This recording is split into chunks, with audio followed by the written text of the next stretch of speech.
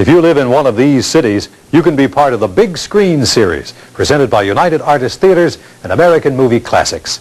Every Wednesday, we'll be showing one of your favorite classic movies at a selected United Artists Theater. Spectacular films with larger-than-life stars like John Wayne, Audrey Hepburn, Marlon Brando, Elizabeth Taylor, back on the big screen. I'll be there too, sharing behind-the-scenes stories about the movies and stars, just as I do every day on American Movie Classics. So if you like classic movies, join us for the magic of the Big Screen series, brought to you exclusively by United Artists Theaters and American Movie Classics. John Wayne.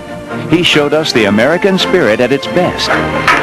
Now AMC, a dedicated leader in film preservation, has rounded up this exclusive collection of John Wayne classics.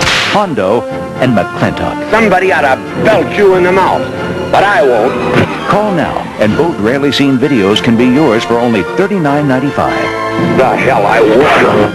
These just-released films from John Wayne's private collection have been digitally remastered from their original film negative. What do you think I am? I know what you're up to. There's a lady present.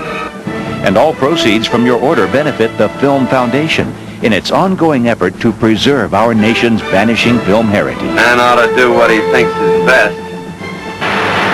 You have good men. Treasure him. Call 1-800-AMC-3360 and order your John Wayne Film Preservation Collection today. Tonight on AMC, stay tuned as AMC's Frontier Fest continues with a Western classic directed by John Ford, Stagecoach, starring John Wayne and Claire Trevor. Then our Halloween Eve Monsters and Mad Men Festival kicks off with an eerie double feature, beginning with Dr. Cyclops, a spine-tingling tale of a mad scientist and his incredible shrinking machine. And stay tuned after that for another great science fiction classic, The Incredible Shrinking Man. See them here tonight, only on AMC.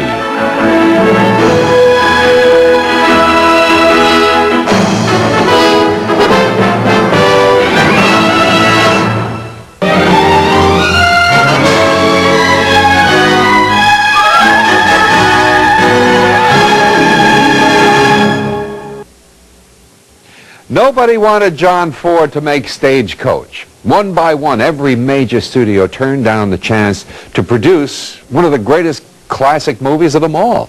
When Ford interested Selznick International's Vice President Marion C. Cooper in the project, his boss, David Selznick, nixed it, saying it's just another Western. What do you want to do that for? Cooper was so outraged that he just quit, and he lost $65,000 that the company owed him in doing it. The only person who wanted Stagecoach was Walter Wanger of United Artists, who was coming off a series of financial failures. He offered a budget of $400,000, a lot less than Ford needed, but he began trimming costs by cutting his own pay in half. He'd only $65,000 for the salaries of the actors, which meant that he couldn't really get big name stars, so he took a chance and he cast an actor who had once worked as a prop man and graduated to starring roles in all those grade B westerns they used to make back in the old days. His name was John Wayne, who, along with John Ford, proved that Selznick was absolutely wrong. Stagecoach was not just another Western at all. It received 7 Oscar nominations, in fact, including Best Picture, and John Ford for Best Directing.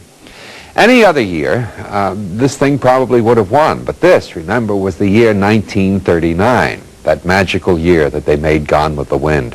This is the film with that spectacular stunt, too, by Yakima Canutt when he falls in front of the stagecoach and he works his way back under the undercarriage and up the back end so that he can come out doing what he had to do and still remain alive. They're still doing that stunt, by the way, but Yakima Canutt was the one who started it all. Here's John Ford's great classic, Stagecoach.